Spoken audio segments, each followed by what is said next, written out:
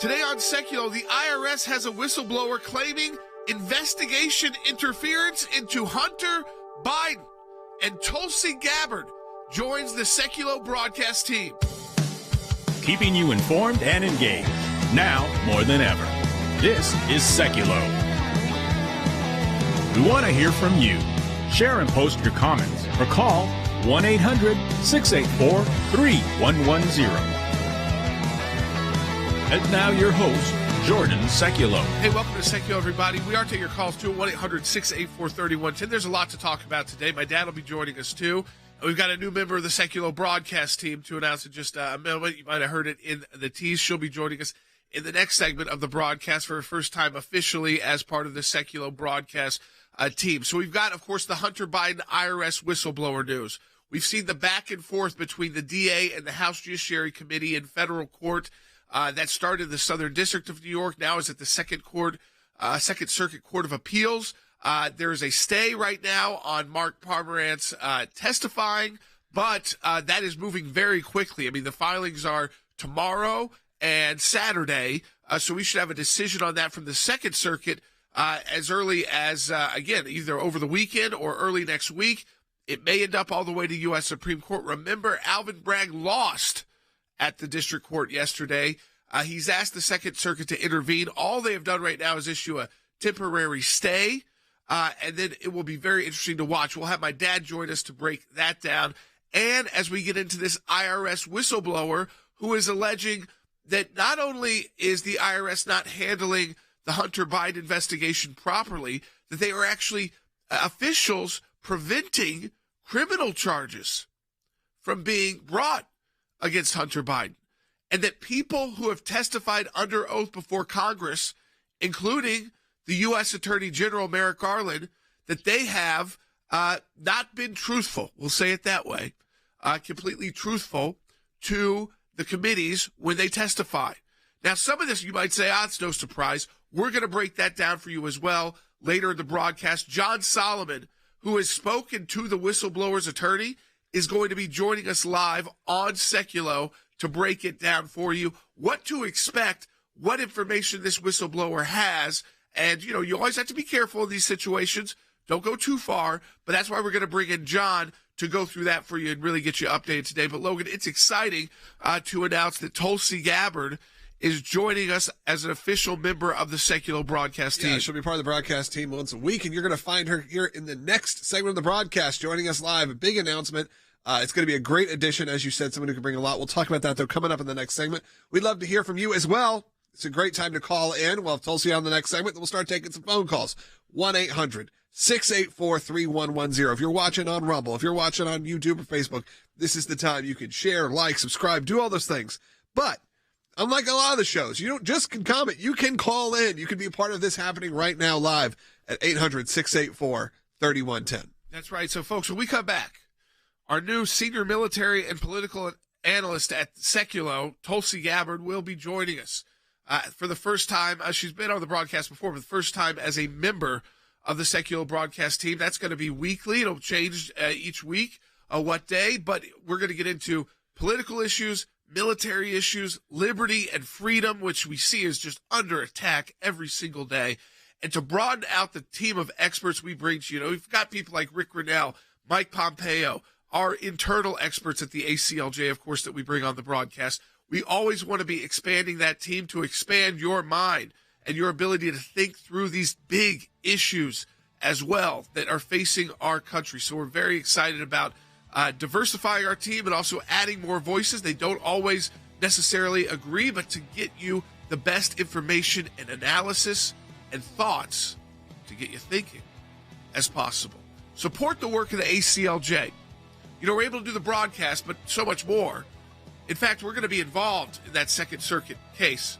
We'll explain that later, how the ACLJ will be involved in that Second Circuit case on the side of course, Jim Jordan and the House Judiciary Committee. They cited one of our previous cases heavily at the district court level that we argued at the U.S. Supreme Court on behalf of President Trump.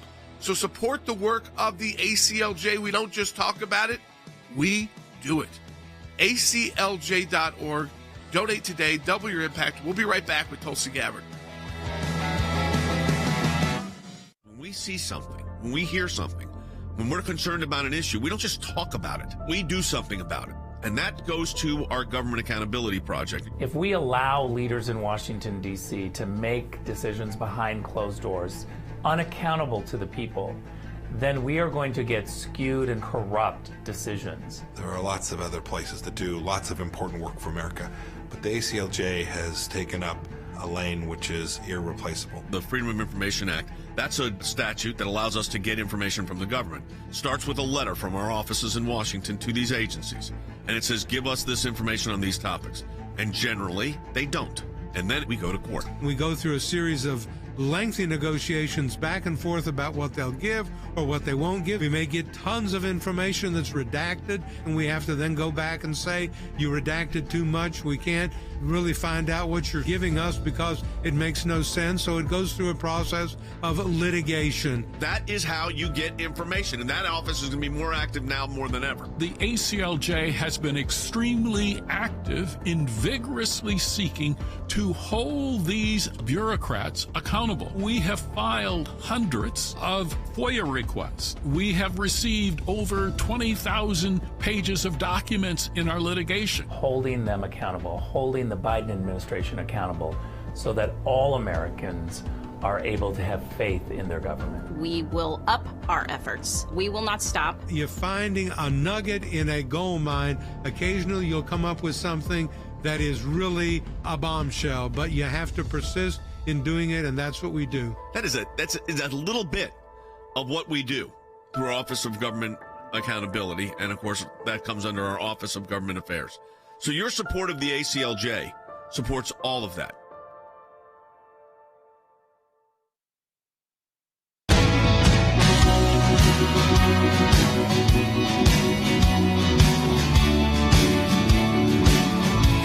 Sekulow, we have a big announcement to make, and we talked about it in our first segment of the broadcast. Tulsi Gabbard, who served as a member of the House of Representatives for Hawaii's 2nd Congressional District from 2013 to 2021, a presidential candidate for the Democrat nomination for President of the United States, left the Democrat Party in 2022, the first female combat veteran to run for U.S. President, and currently serves as Lieutenant Colonel in the U.S. Army Reserves. She also hosts her own show, the Tulsi Gabbard Show. So when we talk about bringing her in as a senior military and political analyst, you can understand why just from that quick bio right there. Tulsi, it is great to have you join the Sekulow broadcast team. Thank you so much. It's awesome to be able to join you as always, but to be able to have these conversations on a weekly basis. I'm really looking forward to it. One of the things I wanted to go to first, Tulsi, was kind of these big issues where we see maybe an emergency in our country or something happens and we kind of rush to how do we fix it? Lately, it was kind of like TikTok. We learned all this news about TikTok and the Chinese government's access to it. And instead of just addressing TikTok, we got a piece of federal legislation that was going to impact or could impact all of us in our civil liberties and our abilities to utilize and free expression and use the apps we want to app. So instead of focusing on TikTok, Congress said, okay, let's use this moment and we'll seize on all of the apps and all of the VPN data. It's called the Restrict Act. And you've been pointing out, I mean, this I think is what we've learned, I think especially conservatives have learned, that when there is this kind of move about if it's against TikTok or if there's a national emergency like 9/11 and how we responded with the Patriot Act is now we all know, hey, we need to put the brakes on things when we start seeing legislation that goes a lot further than what we're even talking about. Yeah. You know, Jordan, this is what's so dangerous and what we've seen, unfortunately, throughout history is how people who are in positions of power, and we've seen it's come from both Democrats and Republicans, they will seize on these moments where we are concerned about our national security, we're concerned about our safety and the safety of the American people to create these pieces of legislation and policies that are such gross overreach and clearly violate our constitutional rights and civil liberties. And yet they get away with it, unfortunately, thus far, because they're saying, hey, don't worry, this is for your own good. This is for the well-being and the national security interests of our country. And that need supersedes everything. They are completely getting wrong their responsibility, which is to strike that balance of recognizing how important our Constitution and civil liberties and freedoms are. It's what makes us who we are as Americans in this country, with the balanced need of respecting that and ensuring our safety and security. It's not an either or proposition, but that's unfortunately how they put it forward in order to get away with this stuff. And I like to just to remind people, and because you've taken so much heat for this, which is why I wanted to bring you on to our team, because I think it's so important for our audience, and I think they're getting it. With the pushback on the Restrict Act, even with the questioning around Ukraine, that it's not just like 100% support for a build-up to war, because people have been burned, in recent history by this kind of drumbeat that basically if you're not on our team, you're against us. And that's just not American, that we can question, hey, is there a way to settle down the conflict with China before we end up with Taiwan being invaded? Or is there a way that we could have prevented the horrible war in Ukraine, utilizing diplomacy and trying to improve relationships, even with countries we may see as adversaries, so that we don't see bloodshed or U.S. military intervention? And in the past, if you questioned like that, you were an outsider. Now, it's and I think it's a good thing, more and more people are realizing it's patriotic to do that.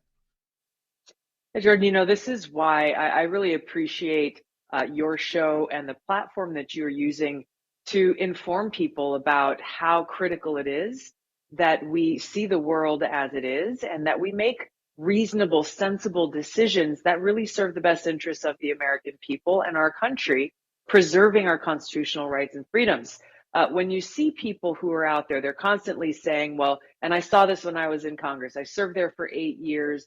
When the Patriot Act came up for reauthorization on the House floor, if you raised questions or issues or said, hey, certain provisions that have been shown to abuse our civil liberties over these last 20 years need to be taken out of the statute, immediately on the House floor, you'd have Democrats and Republicans saying, you're a traitor to America. You want to invite another 9/11 style terrorist attack. You talk about foreign policy, exercising diplomacy, trying to prevent conflict and wars by having open dialogue and conversations, not only with our allies, but probably even more importantly, with our adversaries. We can sit around and talk to our friends all day, but that's not going to ensure progress towards providing peace and prosperity for the American people. And this is what we, the American people, should require of those who are coming to us and saying, hey, I want to lead this country. I want to ask for your vote and your trust. So far, we have seen on both sides of the aisle such a failure of that responsibility as they bend the knee to the interest of the war machine, permanent Washington, military-industrial complex, rather than actually recognizing how serious the responsibility is to serve the interests of the American people and our country. I think a lot of people woke up to the issues with the Patriot Act when the FISA court system, which was part of the Patriot Act, was utilized. We found out it was being utilized against American citizens who would be classified in a setting that they had no way to object to. They would be classified as a foreign agent. Thus, they would lose their constitutional rights as a U.S. citizen. And then you could go to the FISA court and get a secret surveillance warrant to spy on them, as if they were not American. They somehow lost their citizenship rights without even knowing it. And that happened to Carter Page. And so people finally said, you know what? When we write these kind of pieces of legislation, we have to be so careful. And when it's very broad, and especially when it's in response to something that's a tragedy and that scares people, and we want to do something, and we want Congress to do something, we want action, that's true. And there's always time to improve our laws to keep us more safe. But first and foremost is protecting our rights as Americans, Logan. Yeah, absolutely. I think that those are the things that are very important here. And I think that's what's really exciting also about having you join our broadcast. There, we always look at expanding our team and younger, newer voices that we can bring into the conversation. I'm monitoring all the comments that are coming in on Rumble and all other platforms. And, most people are very, very positive. It's very exciting to have you here also because you bring a different perspective. You even brought it up. Sometimes we're going to have disagreements. You're going to have disagreements with the people who are on this show, with the other people who commentate and have their own points of view. But that's sort of the point, is just to get to the truth. And it's excited to have you part of this media team. Thanks, Logan. I appreciate it. Again, Tulsi, when we get to this, and again, on this interview, of course, we're kind of introducing you as part of the team. I really say it's because it happened when you visited our office, and people may have seen it a couple of weeks ago on our broadcast. And we were going through a tragedy here. There was a school shooting here that's still in the news a lot because of gun restrictions and things like that are being debated. And I actually saw something from our governor yesterday, and who's a pretty conservative Republican governor, and I watched the video. I'm like, I'm not exactly sure what he's proposing here, and whether or not it's he's saying it's not red flag.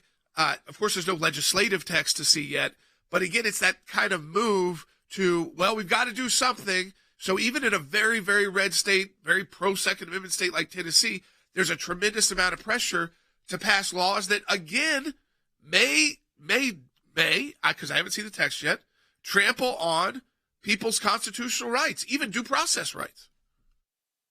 And this is why the work that the ACLJ does is so important, because you guys have a strong track record of really being constitutionalist and not looking at it through the partisan lens or whatever narrative may be ruling the day, which is what we, the American people, need. It's essential.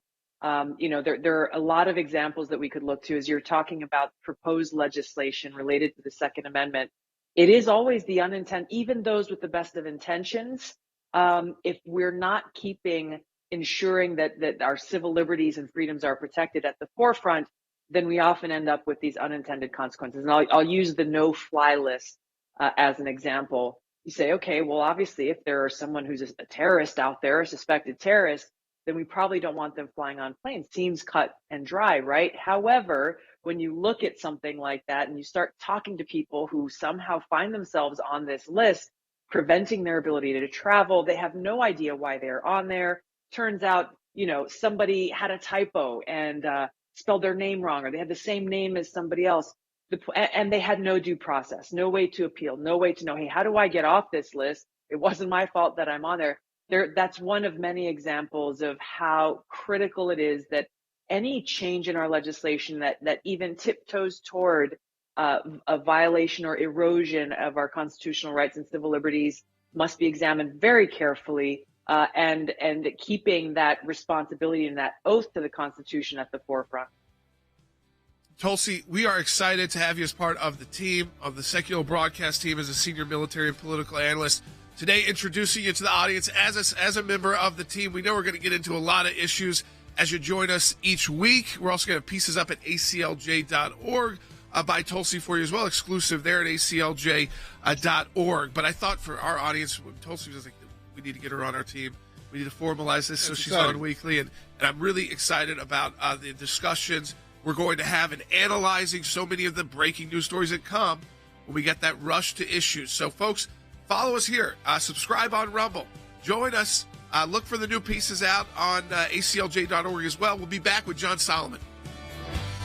A career IRS criminal investigator is requesting whistleblower protection to bring his information to Congress. The things he's been through are very well documented in emails and other communications with the Department of Justice, suggesting they have information regarding the Biden administration improperly handling the criminal investigation into Hunter Biden. He wants to do it in a legal, proper fashion, and that's why I've written to both Democrats and Republicans on the key committees asking that they take his testimony. The whistleblower's lawyer writes that his client has been overseeing the ongoing investigation of a high-profile, controversial subject since early 2020, adding his information contradicts sworn testimony to Congress by a senior political appointee. CBS News has learned that was Attorney General Merrick Garland, who gave testimony about the Trump-appointed U.S. Attorney in Delaware conducting the Hunter Biden investigation. He wants to face the music. He wants to look Democrats and Republicans and independents in the eye.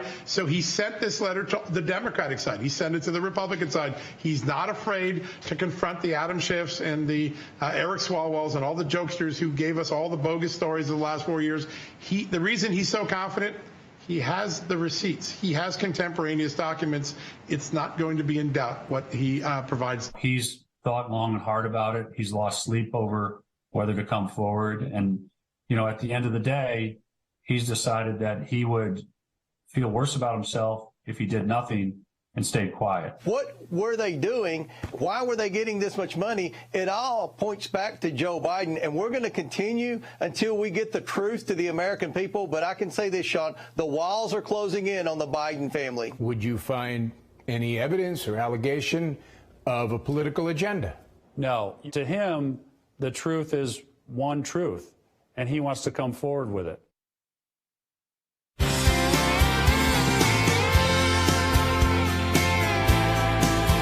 right, welcome back to Sekulow. So Tulsi, again, if you're just joining us, Tulsi Gabbard is going to be part of our Sekulow broadcast team, joining us weekly as a senior military and political analyst. Really today just getting into the basics, the discussions of why, and I think you know why now after hearing that, we wanted her on our team. So it's great to have her. We're also joined right now by John Solomon from Just the News, who was able to speak with the IRS whistleblower's attorney. Again, just to kind of reset this and Dad to reset it, This is a huge story because it seemed like the Hunter Biden investigation by the special counsel was kind of not really moving anywhere. And you don't hear a lot. People kind of said, well, even if he is charged with anything, it's going to be so much like a slap on the wrist, no big deal. And then in the last 24 hours, we've learned there's a whistleblower pretty high up in the IRS in their criminal division who wants to get whistleblower protection. They don't have it yet, but which they is want important, to. right?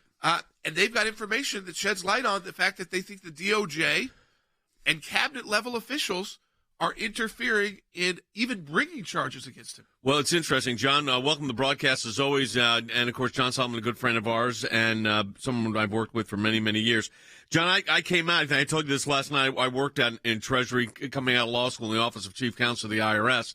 The irony here is the lawyer, very well-respected lawyer, stated in his letter that he does not have some of the information because protective status has not yet been given to the whistleblower. Mark Little is, as you know, John, very well-respected lawyer. You've talked with him.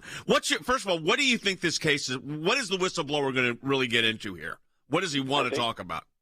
So based on what I've learned and what he's already divulged to the Inspector General of the Justice Department, based on my sources, he is going to say that there were all sorts of political shenanigans that were trying to constrain the FBI and IRS from investigating certain angles. And then when the FBI, the IRS, and the tax division green-lighted the idea that they should bring a criminal indictment on tax charges against Hunter Biden, not one, but two political appointees, one in one U.S. Attorney's office, the other in another U.S. Attorney's office, declined to bring those charges over the recommendations of the investigators and the green lighting of the tax division, which is unusual. If the tax division gives you a go-ahead, normally, as you know, that usually is a sign that the charges are forthcoming.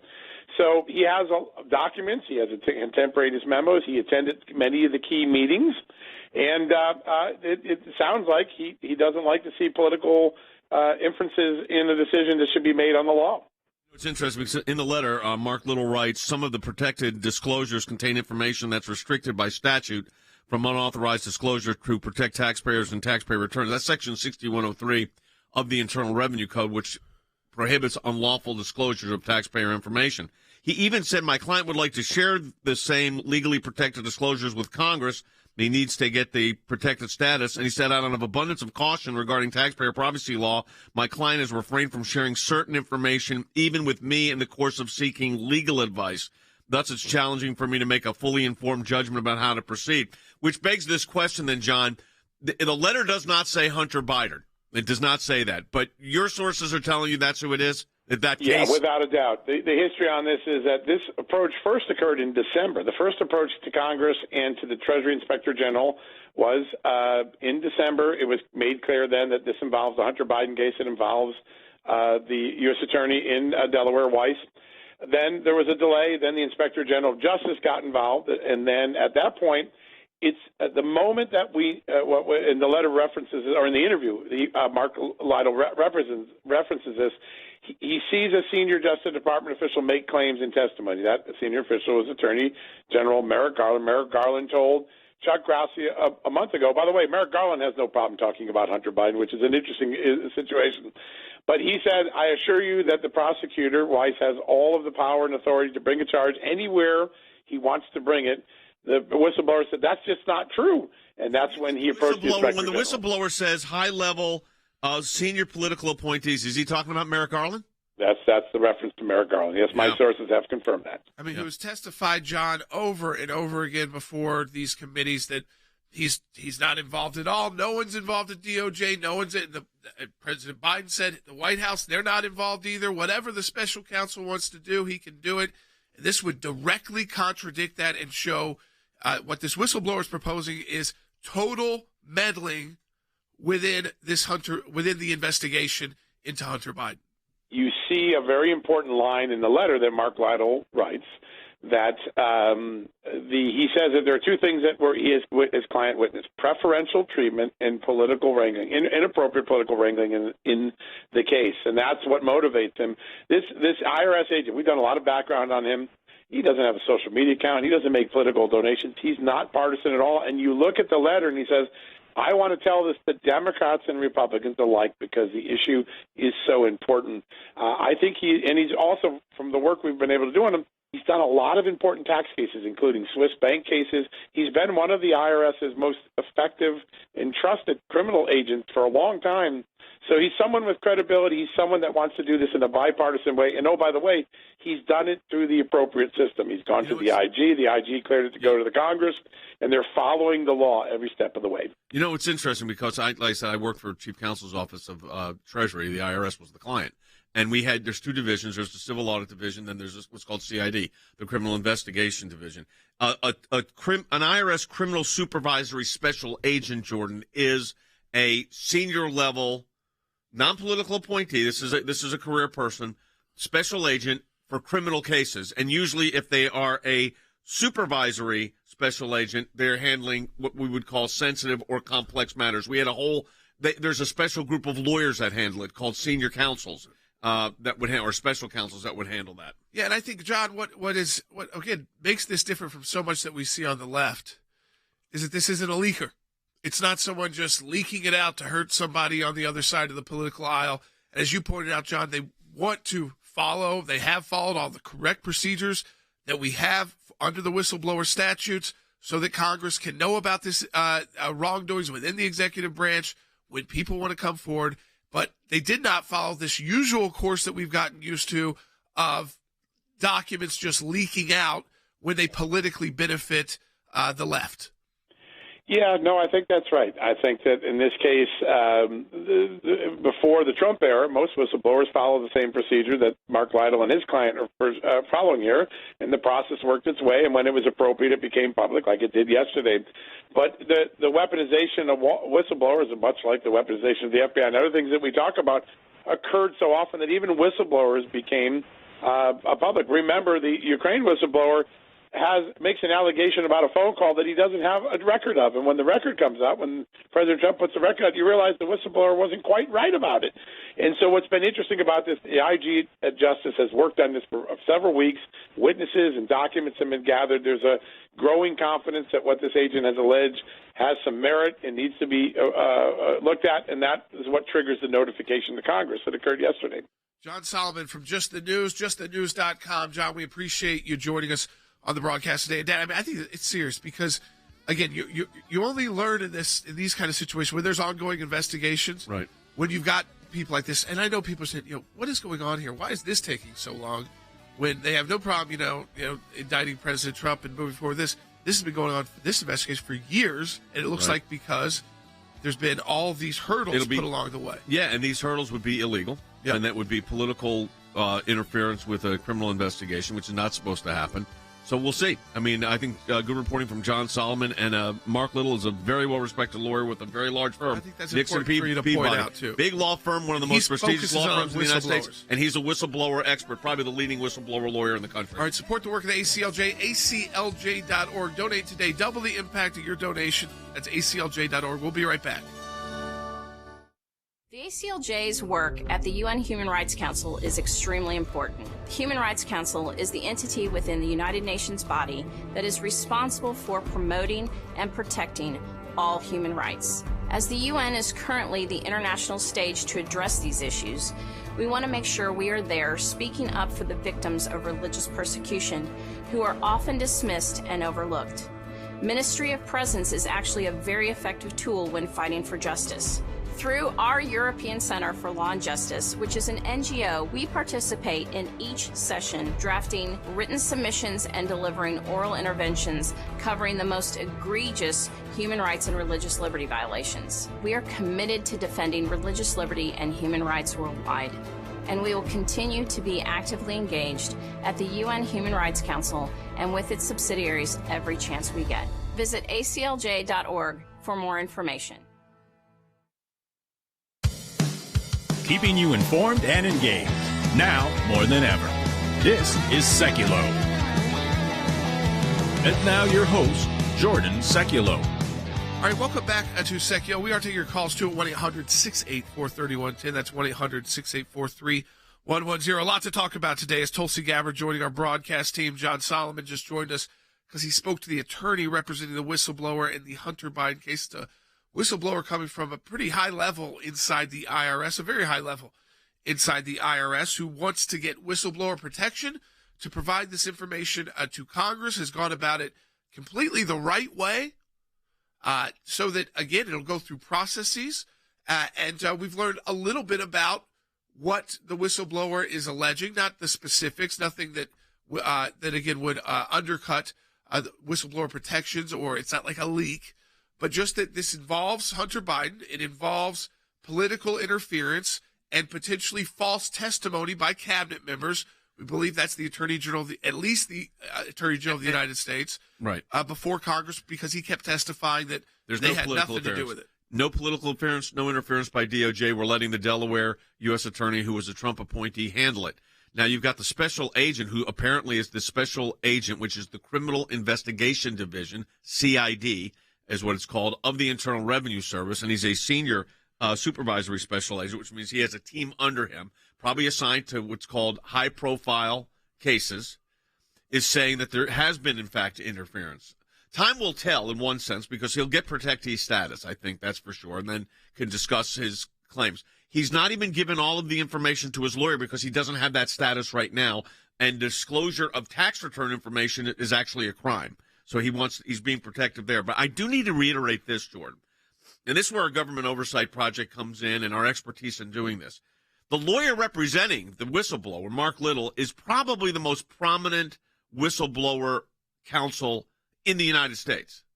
And he's with a very prestigious, Nixon Peabody is a very prestigious law firm. So this is not some political show going on here. This is for real. Now, the scope and nature of what he's going to say, we'll find out in the months to come. Congress certainly will.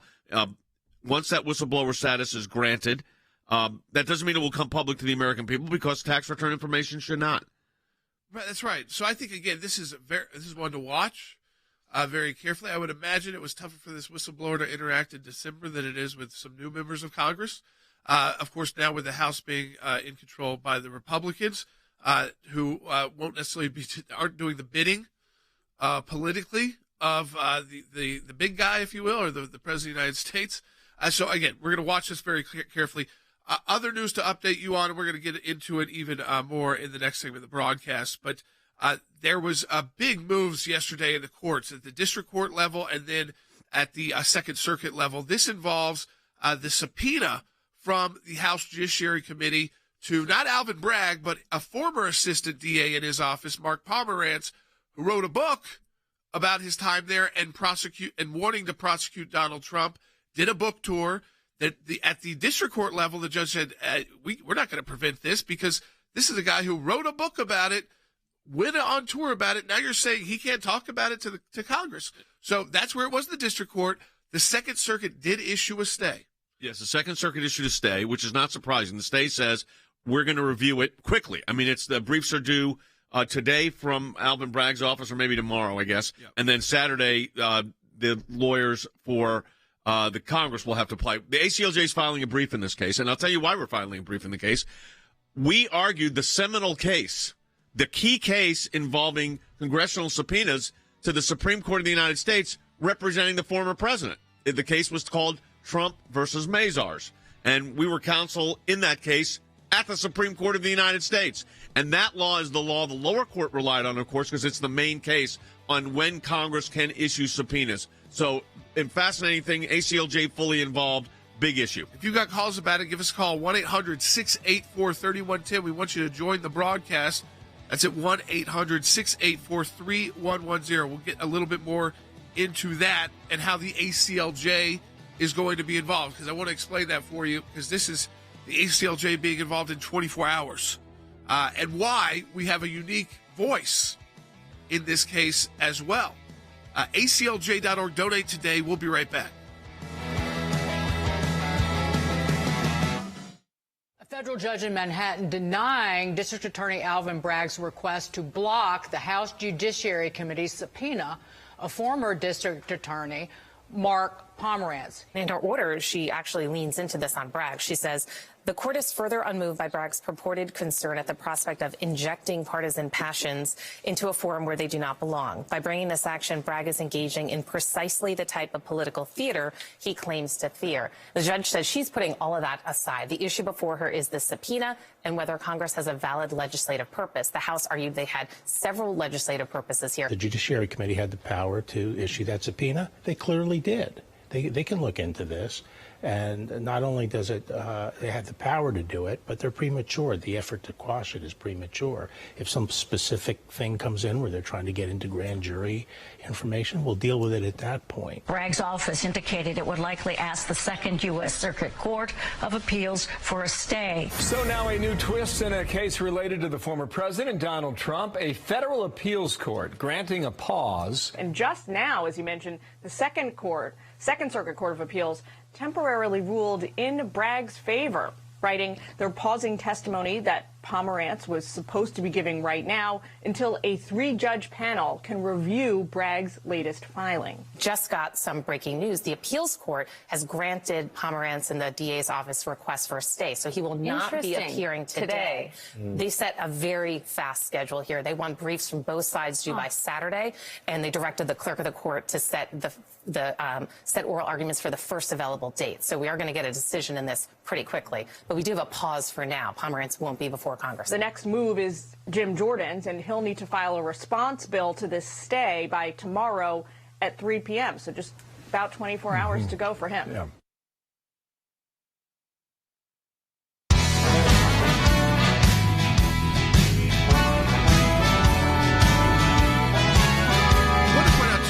Yesterday on the broadcast, through ACLJ Action, we asked you, and you still can take action at acljaction.org, to send a comment in on these proposed EPA rule changes. And Eric on Rumble said, and I told you, this is why you want to do this. We don't want to just send it in, as we will from the ACLJ.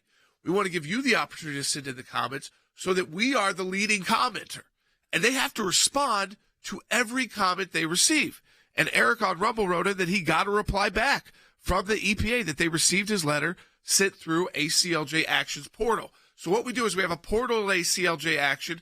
It makes it very simple, so it'll go right to the correct people at the EPA on the proposed rule change, because they are going through the correct process this time.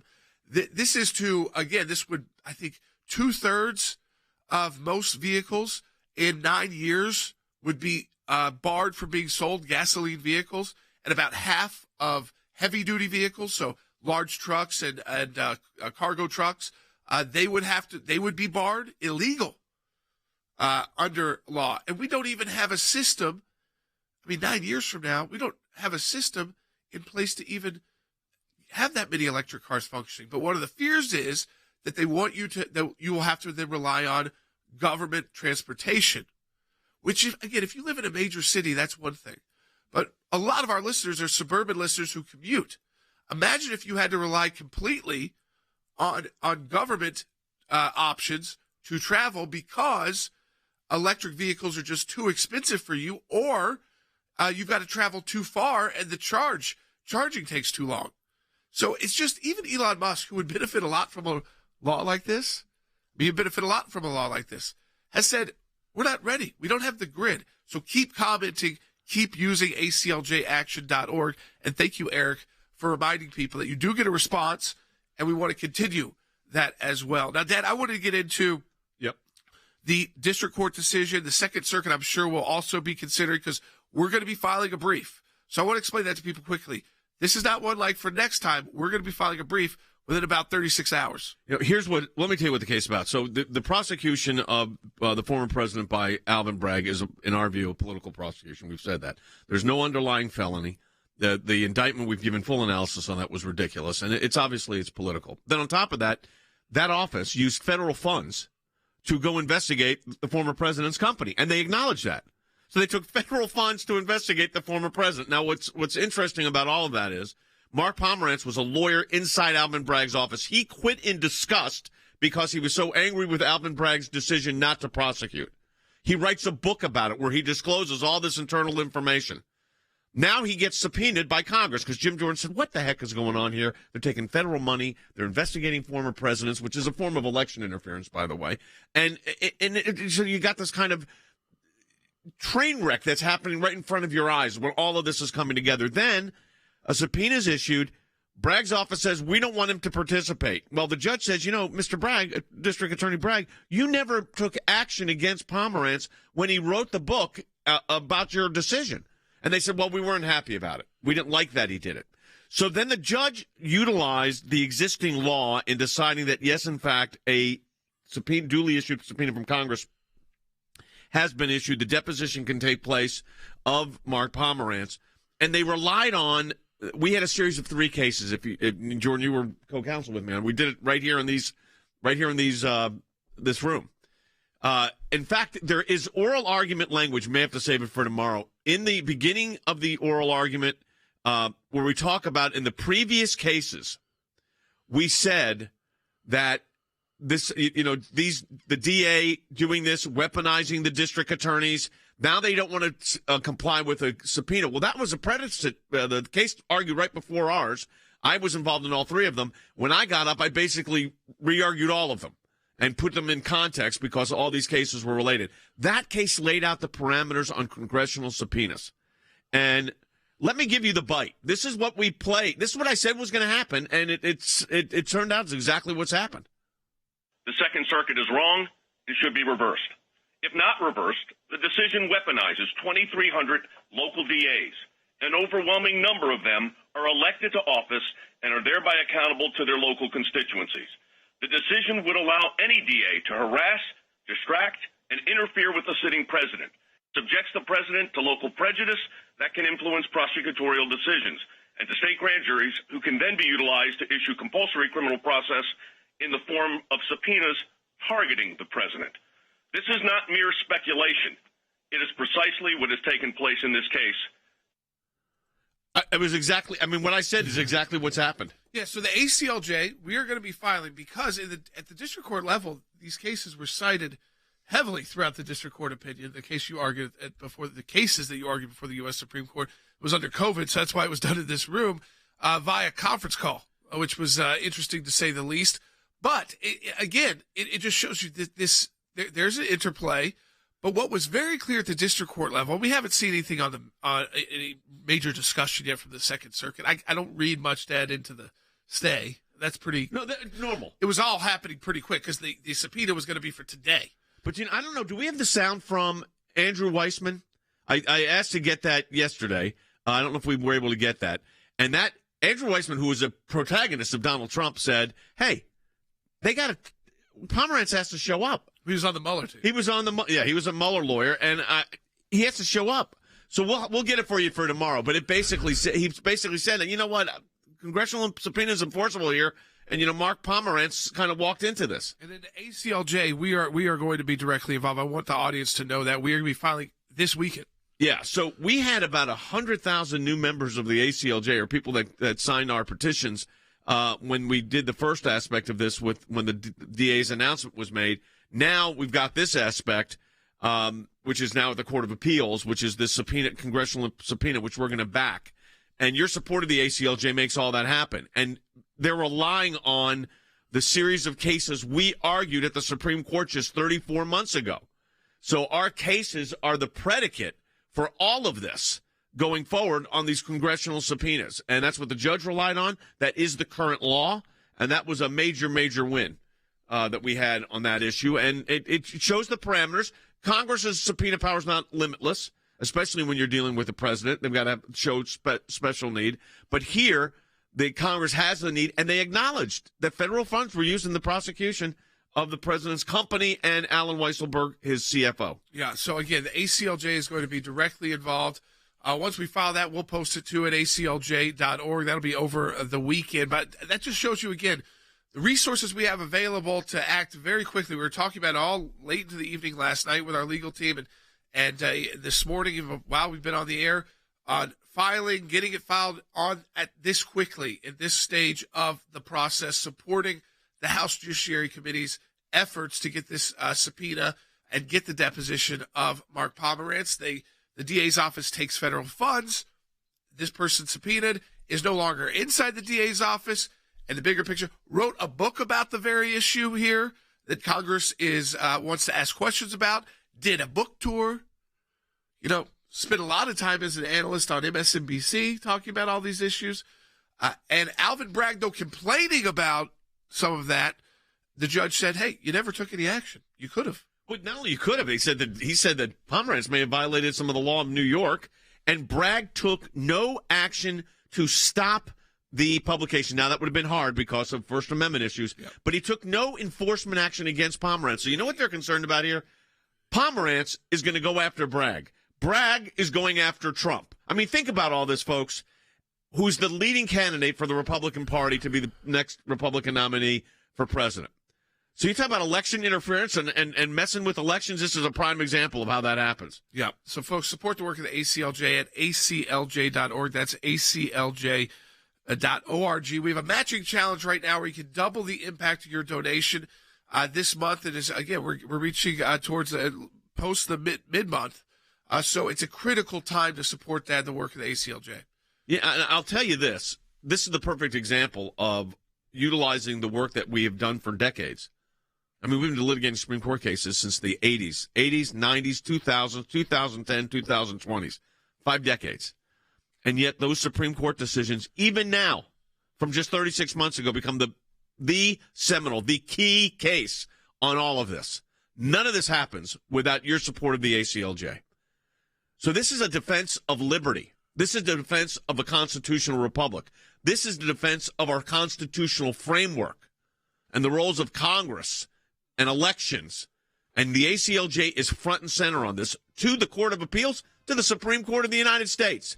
None of that happens, including this broadcast, without your support of the ACLJ. Now, we're in a matching challenge campaign. We are 3/4 of the month way through it.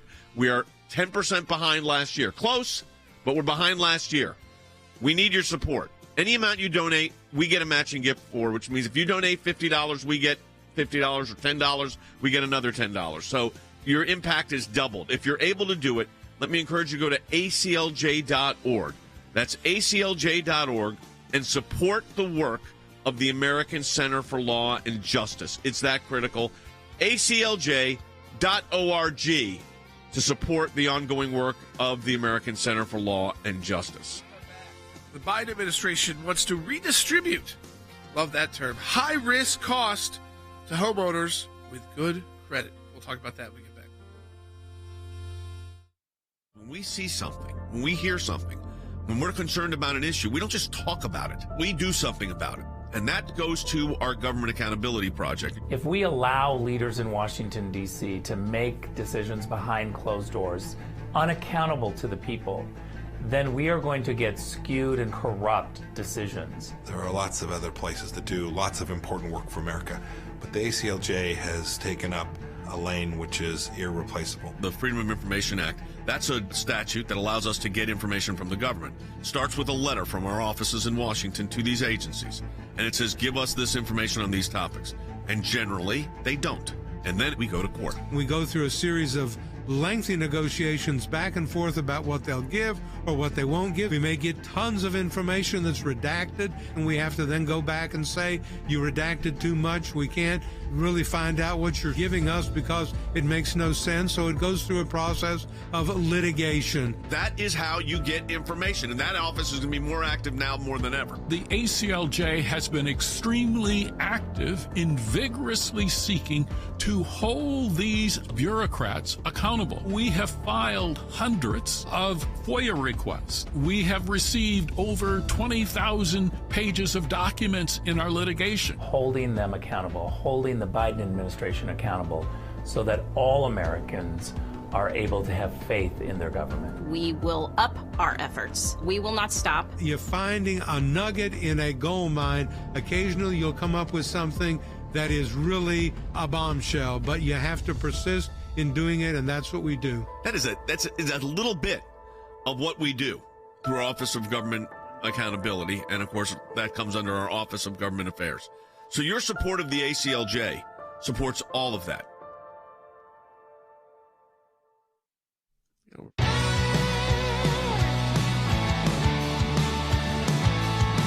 right, welcome back to Sekulow. I said there was a lot to talk about today. New members of the broadcast team, Tulsi Gabbard. We talked about the IRS whistleblower with John Solomon. We talked about the Jim Jordan and the House Judiciary Committee and their challenge with Alvin Bragg, and that's in the circuit court about whether or not a former assistant DA can testify to the House Judiciary Committee.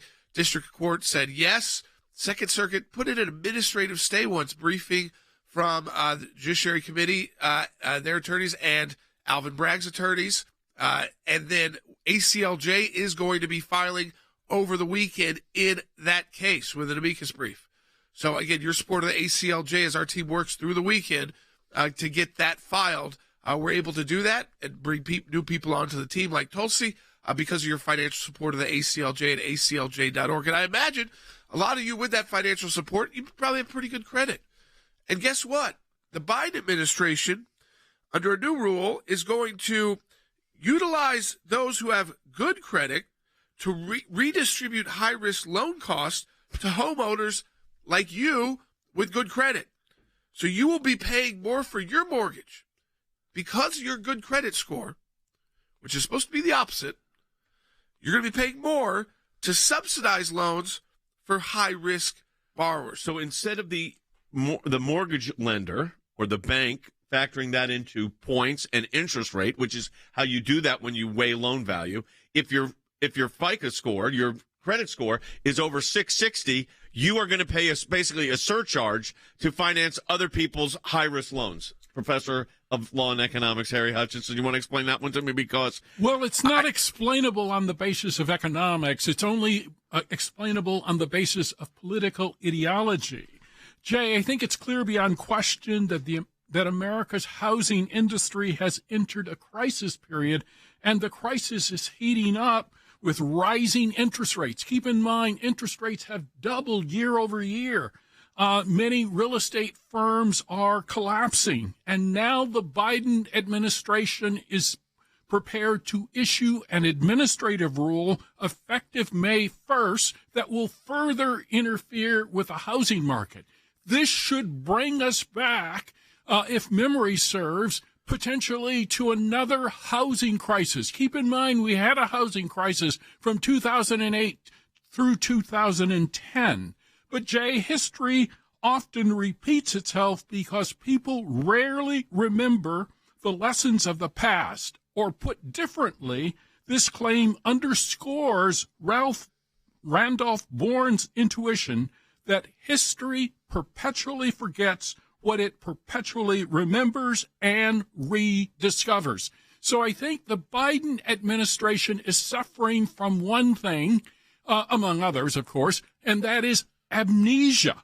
And so they don't seem to understand that they are fueling another financial crisis by basically taxing people with good credit scores. Yeah, I mean, and good credit scores, but your economics could be all over the board. I mean, you can have a good credit score, be middle class, you could be on the lower middle class, you could be upper middle class, you could be wealthy. I mean, it's just about, are you managing, your debt to income ratio the right way? And so this affects people at all different levels of home purchasing who have worked hard to keep or get a good credit score and keep it there, especially when they're about to apply for a mortgage. So we actually have David Stevens. He is a former commissioner of the Federal Housing Administration during the Obama administration, wrote, "This confusing approach won't work, and more importantly, couldn't come at a worse time for an industry struggling to get back on its feet after these past 12 months. To do this at the onset, listen to this, of the spring market is almost offensive to the market, consumers," that's the American people, "and lenders." I think that's Obama's people. Yeah, I think that's correct. In essence, the Biden administration is actively working to create a housing recession. Keep in mind, there is already a housing recession in the western part of the United States. So housing prices in some states have fallen by as much as 18%. In Boise, Idaho, they've fallen by about 9%. And if you also factor in the information which shows that many home buyers are buying mortgages or buying homes with variable rate mortgages, as those interest rates rise, this increases the possibility that they will have to essentially enter into a fire sale with respect to their house. This is going to further collapse, in my opinion, the housing market, particularly in western states that are already hard hit. And so this makes no economic sense, but it does incentivize, if you will, poor credit risk customers to get into the market, and that will fuel future recessions in the housing industry down the road. Okay, so now that these high-risk people are gonna get more, I guess the lenders are going to get more pressure to give them these high-risk loans. They are high risk because they might not be paid off, and then the lender is stuck with maybe the property or some kind of situation like that, which becomes more and more difficult under current laws to even get back. But like you said, that the long-term effects of this is you're giving out more loans to people who shouldn't be getting them. I think that's correct. And this particular... ready to get them. They should be working on their credit score before they go there. I think you're precisely correct. But the real problem is to do this in the face of falling housing prices. So what does that mean? It means someone might qualify for a mortgage today under this new Biden administration approach, but then as housing prices fall, this will further accelerate a decline in housing prices. And this is precisely what happened in 2008 and 2009. But the administration prefers to forget history. But history, I think, will come back to bite the Biden administration. Yeah. One of the things interesting, Joe on Rumble wrote, he said this will really bury the housing market. Everything will crash. And he mentions Blackstone. Now, they're a huge asset manager as well.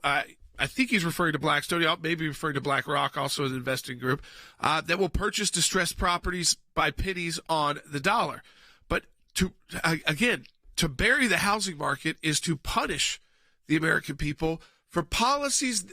Again, it's kind of these woke policies. I mean, Harry, that's what it's all about. It's somehow the credit score system is racist or bigoted, and so it shouldn't matter anymore. So people with good credit, we're going to punish you. I think that's correct. So what the Biden administration has decided is that individuals with good credit are indeed oppressors, and individuals with poor credit are victims. And the Biden administration has put its thumb on the scale to reward poor credit risk. Yeah, folks, again, this shows you the depth of our team and all the issues we talked about today. We introduced a new team member with Tulsi Gabbard, and we're going to get into a lot of the freedom and liberty issues that are constantly under assault right now, sometimes in the name of what we think is something that would be good. Like we talked about these TikTok restrictions, and then they come forward with the Restrict Act, and it's like, whoa, that is not what we wanted. And we learned a lot about the Patriot Act from those days. When we have a crisis, when we have an emergency, we can't just rush to give away our constitutional rights, because when you do, it is a lot tougher to get them back once you give them over to Congress. We talked about the IRS. We talked about the Hunter Biden issue. We talked about DOJ and what ACLJ filing this weekend on behalf on the side of the House Judiciary Committee against Bragg at the Circuit Court. And, of course, bringing in Harry Hutchinson, our policy analyst, on this issue involving mortgages. Support our work, aclj.org.